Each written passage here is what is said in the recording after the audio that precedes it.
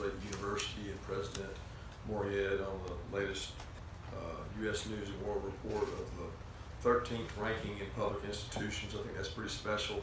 I know we sell that hard in recruiting, and anytime you've got a top 15 university public institution, it sells itself, and that's something that we've been really proud of, and I know the university's proud of that stat and continue to climb in those rankings each year. So really proud of that. And with that, I'll move on to MTSU, Middle Tennessee. I got a lot of respect for their coach, a guy I've known for a long time in this profession. He helped me at a very young age, learning how to recruit on the road. I traveled and recruited some when I was working for Coach Hatcher with Coach Stockstill. He does a great job. Always just had tremendous respect for the job he's done. You know, he's one of the longest tenured coaches at his school in the country. Haven't been there, I think, since either 06 or 07. And he does a tremendous job. So I got a lot of respect for him. You know, his son's a quarterback. He's a really good football player. They beat 3 Power 5 schools in the last 6 or 7 years. And they got really good athletes, really good football team, and our focus kind of turns to them. With that, I'll open it up.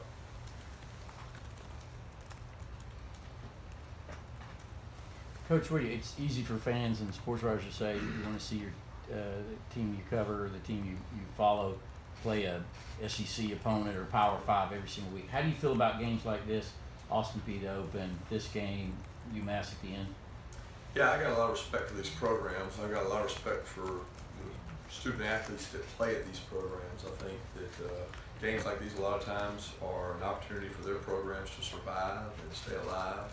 And financially, they're important to some of these programs. So I have mixed emotions about it when it comes to that, because I think when you look at the NFL and week in and week out, playing the caliber opponents they're forced to play, it forces parity on more people. And I've said before, I've been in favor of whether it's a 9-game SEC schedule. It doesn't matter to me. It's not something that we shy away from. I think it's good for the fan base to have the better games or the home and homes. I think those things are good for college football, but you have to look at it through 2 people's perspective.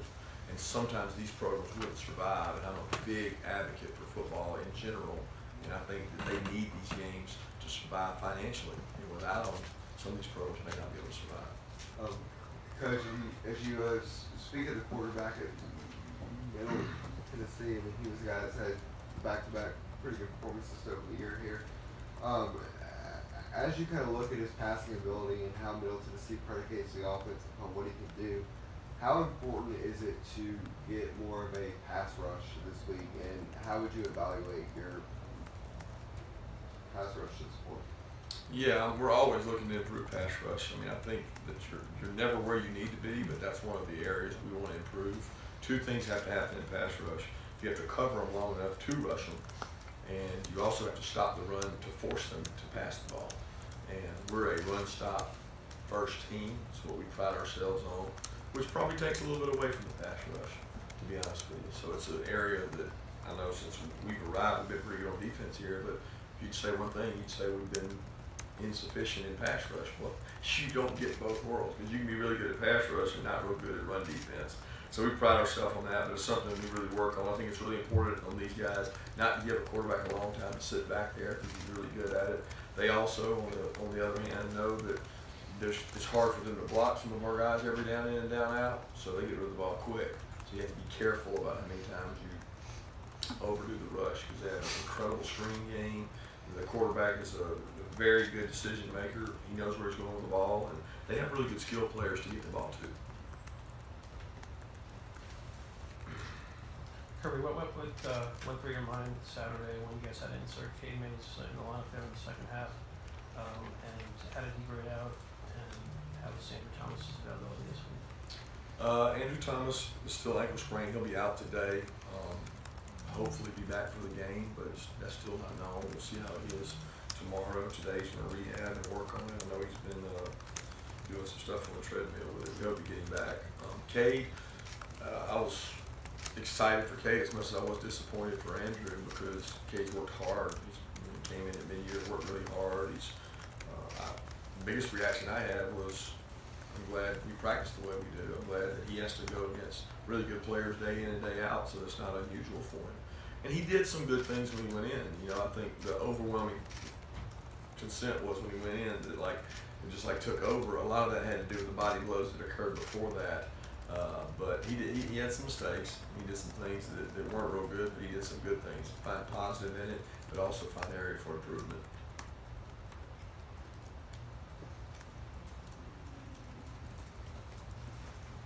A quick follow-up on that. Were you surprised that Cade Mays went in? I know you guys cross-trained, but I think ultimately you leave it up to Sam that he was the first left tackle, or maybe I'm wrong about it. Was I surprised that Yeah. he went in? Yeah. You don't think we talked about that? You don't think we met about that? There are no surprises when you're prepared. Yeah. So for us, that's been talked about long before things happen in the game. Sometimes in a game you make rash decisions and you don't make in the heat of the moment the right decision. So we talk about that every game. Who the first this is, what happens if he moves to 2, go down, who's third. You got to do that at every position because in a game things can happen fast. And it was a surprise that he went in. That was a decision that we all made as coaches based on how we practiced. You can't make that decision in the game. You got to practice the players where they have an opportunity to play. And Cade's been working at left tackle and left guard. Coach, you talked about your wide receivers, blocking on the perimeter very high on them, what they did after the game the other day. In particular about Tyler Simmons had that one really huge block. Is this the want to be able to do that something that comes natural for him, or something he's had to learn? Well, I think physicality is a learned trait that he's learned over the course of time. First of all, he has a stature and body that's 200 pounds. He's thick, he's physical, he's tough. Basically, we're not going to play you if you don't do that. So the reward is I get to play in the game and catch the ball if I block. And he had one but two really good blocks. Everybody saw the one on Miko's, but the DeAndre Swift run, he knocked his guy to the ground early in the game as well. So he's proven to be a physical blocker. He catches the ball well. He's got good speed. He's built like a running back. And if he continues to get better and practice better, he can be a really good player for us. Coach, with the constant changing and evolution of tackling and what's a healthy tackle and what's a non-flag tackle, have you been forced to teach your players different ways to tackle over the last year or two? No, we really haven't. We've never taught them to lead with their head or aim or target for someone else's head. We certainly don't teach that. We practice a lot thudding, which I call thud, is when you wrap up without taking them to the ground. And I think Coach Tucker says it all the time to the defensive guys, it's harder to thud than it is to tackle. So when you can go tackle a guy in a game, it's usually easier than thudding. And thudding, you have to hit him perfectly. You got to wrap up without going to the ground, which is a safer, more practice way to tackle. So it's sometimes harder on our guys in a practice to do the thud than it is to go physically tackle someone to the ground. We always talk about aiming for midsection, aiming for the lower spot, and not ever leading with the head. And those are things that I know we've always taught, or at least everywhere I've been, we taught. We didn't teach guys to target, and that's important for the game so you don't lose guys. Coach, beyond a victory, what are you looking to get out of this game, and how much competition is there still within the team for playing time, starting positions, things like that? As much as ever. I've got my message set for the team today, and it's really about that alone. It's not anything about who we play, nor any disrespect for Middle Tennessee. It's totally about us and competing within practice. We've got some really good competitions going on where guys are battling for playing time, guys are battling for spots, and best way to measure that is not against a scout team player, but against a good-on-good situation, which every day, including today, we'll do good-on-good situations and try to find out where guys are and continue to earn playing time. I think the only way you develop your team towards the end goal, which is to be as good as you can possibly be by the end of the season, is to improve during the season. And that's where I think we can separate ourselves, because we can improve during the season. We have enough depth to go against each other and continue to improve, and that's the end goal for us. Coach, is this weekend's weather having any kind of impact on how you guys are practicing? Do you have an eye on that? And separate question, have you had any conversations with DeAndre Baker about his interception and ball placement at the 1 yard line? Well, first one with the weather, I've seen what's coming. Certainly a lot of thoughts and prayers go out to the people in the South Carolina community, in the area that may be hit by it. But right now, I don't think it's going to affect us a lot other than wind possibly, and there's not a lot we can do to control that. So we're going to continue to work on Middle Tennessee and get ready for it. As far as DeAndre, obviously I was disappointed that he would do that prior to crossing the goal line. I think it's an effect of not having many opportunities to do that. You know, he had almost the exact same situation in the spring game. And we went back and showed him that and said, hey, here, cross the goal line, and he went across and handled the ball the right way. He did, and so he'll get some extra practice doing it today. Coach, if you take a look at Rodrigo Blankenship's body of work to this point in the season, he's 15 on touchbacks, had another big field goal there at the end of the first half. I mean, if I just look back at the beginning of last year, the year before, you know, he was in competition for the starting job. As you look at him now, can you speak on how much of a weapon or an asset he is on specialty? Yeah, he's been incredible, to be honest with you. I think our special team staff does a tremendous job of making sure he's fresh. He does a tremendous job of taking care of his body. It's shown in the last 2 games with the power and drive consistently. I mean, most guys wear out as the game goes on. Maybe you have to kick another kicker, or maybe don't kick him up. He just continues to pound the ball and does a great job doing it. He's a leader on our team, and he's awesome to work with. I mean, he's become a weapon, and we have to use him as such. Coach, speaking of weather, can you talk about the heat at the South Carolina game, being on the sideline, blurred in the sun, and how the oxygen tanks are used? I probably wouldn't be the best to talk about that because I really don't even notice the heat as a coach because I'm not in pads and we're out there in it every day. I certainly know some of our players when we go over and visit with them on the sideline are using the oxygen tanks, and I think Ron could talk to you more about that. I've been told it's more of a placebo effect and that it actually is not. It's mental more than anything, but we'll supply our players with everything we can to help them be at their best. Rat poison question. Yeah. Last year, as you all start going on this run, it's kind of a little newer, so it's probably a little easier.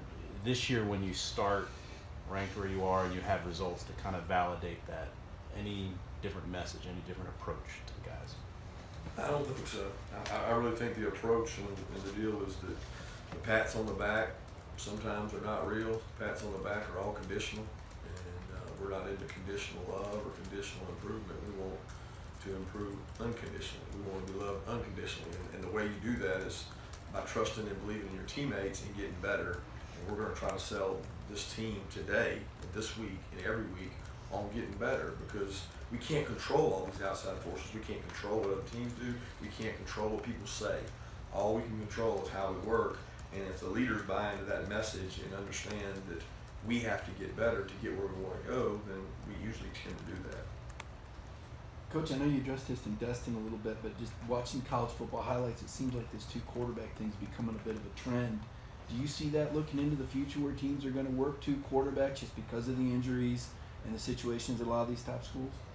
Yeah, I certainly think that it's very important to have 3 quarterbacks on any roster because when you don't have 3, you're a play away all the time. And I think that's no better evidence than in the NFL because those guys usually carry 3 on the roster and they have emergency guys. But it's become more and more of a trend because I think A, guys have left more often now, and B, guys get injured because they're spread and they're running more.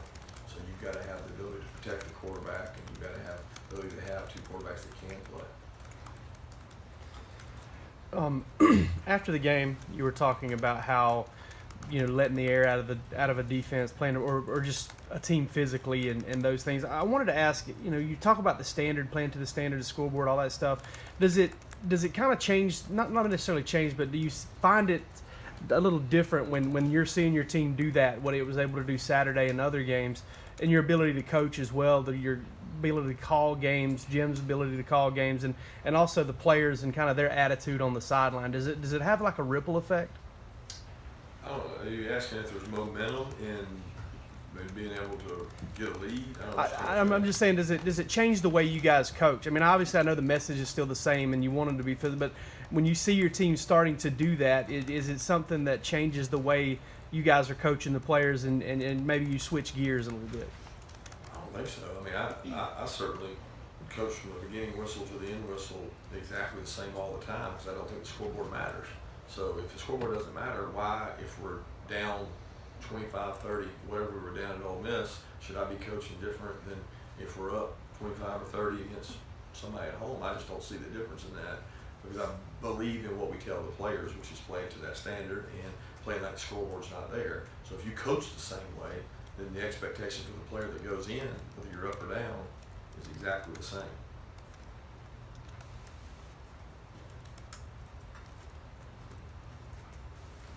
What kind of, you talk about Tyler Simpson, what a good blocker is. What kind of improvements do you want to see Demetrius Robertson make where he gets on the field maybe more earlier, and is that one of the areas that you like to see improvement from him?